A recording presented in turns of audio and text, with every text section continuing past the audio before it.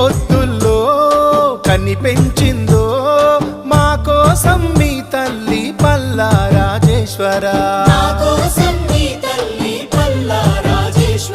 ఏ సంకల్పంతో నిన్ను పెంచిందో భుజాలపై మీ తండ్రి పల్లా రాజేశ్వరా.